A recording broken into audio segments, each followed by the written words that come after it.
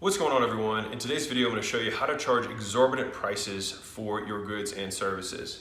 So not that long ago, my wife and I were at a charity event for After School All-Stars at Arnold Schwarzenegger's house, and I saw some of the most beautiful displays of understanding market economics that I've ever seen. And so at the end of that night, I had my hand raised and I donated $1 million alone that evening based on the way that they had manipulated the event. And so to rewind this story for you briefly, right as I was coming into the event, right as people were meeting each other, they wanted me to introduce me to some of the other board members of the charities. The CEO of the charity, Ben, was talking to one of the other gentlemen there who's a big donor. And he said, what he did and what his recommendation was brilliant, and I was so afraid to do it, but I'm so glad we did. And I was like, well, what did he say to do? And he said, well, last year we sold the tickets for $10,000 a head just to attend the event and play poker. He said, but this year it was $25,000 and we actually sold more people. And I was like, that's crazy. And the gentleman, I found out later, had made all of his fortune in the ultra high-end jewelry business. And so that is a business of purely understanding the demand curve, supply and demand, and how to raise prices. And so he said something to me, and he said it so smugly and so content with himself in this moment that it just etched into my brain. He said, you always have to remember, when demand increases, he said, you cut supply. And he said it just like this, you cut supply. And what that does is it jacks prices through the roof, because now you have more people who wanted it than before, and there are fewer items for sale. And so by doing that, you get these massively inflated prices, which plenty of us probably saw during the whole pandemic and things like that happened on some goods that were there. All of a sudden, demand increased, right? And so as an extension, and supply went down, and then that is what jacks up prices. And the thing is you can harness that in your own business, all right? So if you've ever looked at Chanel, for example, if you want to buy a Chanel bag, and these are the best people to look at, the people who've been doing this for hundreds of years, at least 100 years, like Chanel, I think, don't correct me on that, but long time, right? Louis Vuitton, they have figured out, they have hacked how to generate and stimulate demand. All right, so in a Chanel store, for example, they have 1 to 2 bags that are available. Corporate doesn't let the stores know how many and of what bags they're going to receive. It's a complete mystery, complete surprise. And they don't tell them when they're going to stop producing stuff, and they do it all the time.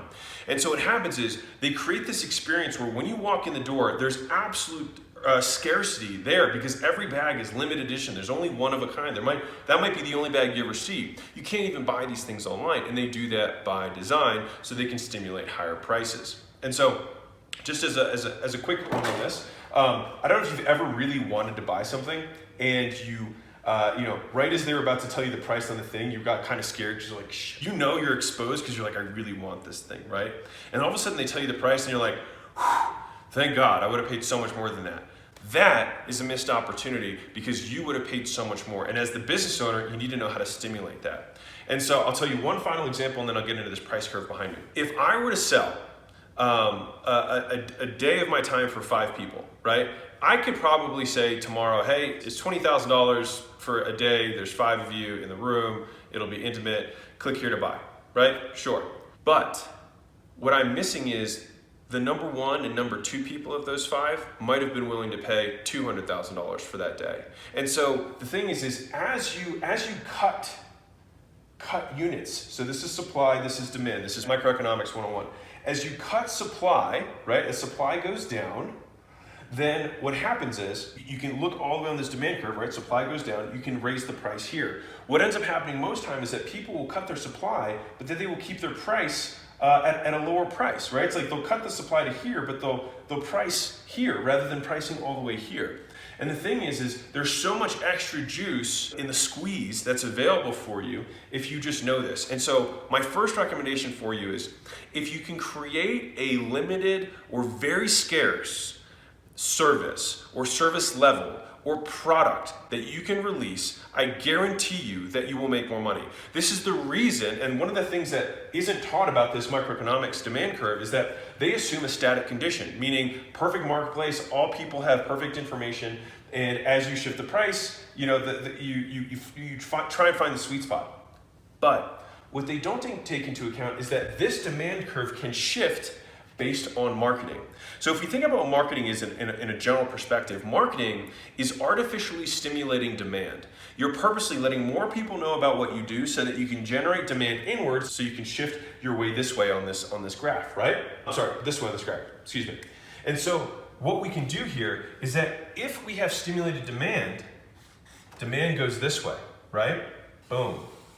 It goes all the way down to here, which means that our prices, we actually can go even further along this curve to increase the price. And here's one of the magic things about when you control supply. If I were to sell 3 people that $100,000 a day, for example, I made more money than I did selling 5 people at $20K a day. But not only that, it's easier for me to fulfill for 3 people. So I create less operational drag, I have way more profit, right? And I create an air of premium. And I can also over-deliver to those clients even more than I could before, all right? And so if you have a fundamental understanding of how this works, the supply-demand curve, then you can work it in your favor.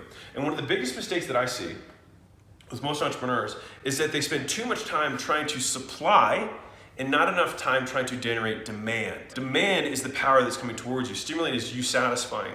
And so you want to think about it like a seductive dance, right? Where someone has this desire, right? But you want to delay. You don't want to satisfy them yet. You want to delay. You want to delay, right? Now there is a snapping point where someone eventually feels rejected, but it is far, far, far longer and further away than most people think, right? And so what you can do is you tease things, you flirt with them, so you whisper things that are coming out, you drop these little hints, right? You create a waiting list, right? If you had a service and you said, hey, to work with me, I'm all the way over here because I can only take 5 clients, period, and you cap it, right? You have 5 clients, period. Well, I can set you up with a waiting list, and I'll let you know when we have more slots.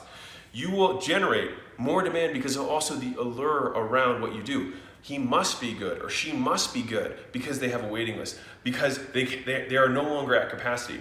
And so one of the interesting things about being at full capacity is it's completely up to you what full capacity means. You could say today that you are full. Think about that. You could say, oh, we're completely capped out. You could cut off your supply to 0, right? And so as soon as you cut your supply to 0, your price shoots that way, right? And so you cut your supply to 0, saying, I don't take anyone. And then what happens is this pressure builds. And it's like a pot, right? And then you want to periodically let off the steam. You don't want to be letting off the steam all the time because then the pressure never builds. And that pressure is your pricing power.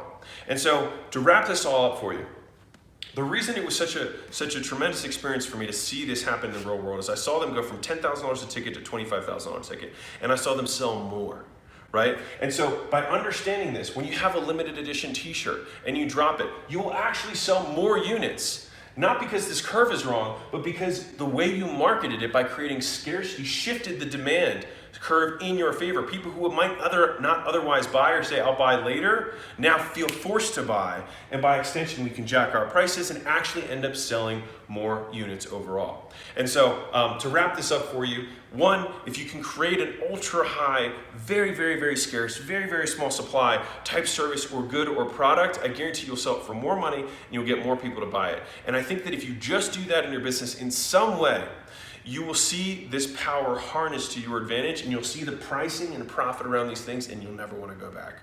So I hope you enjoyed this. Click subscribe, and I'll see you in the next video.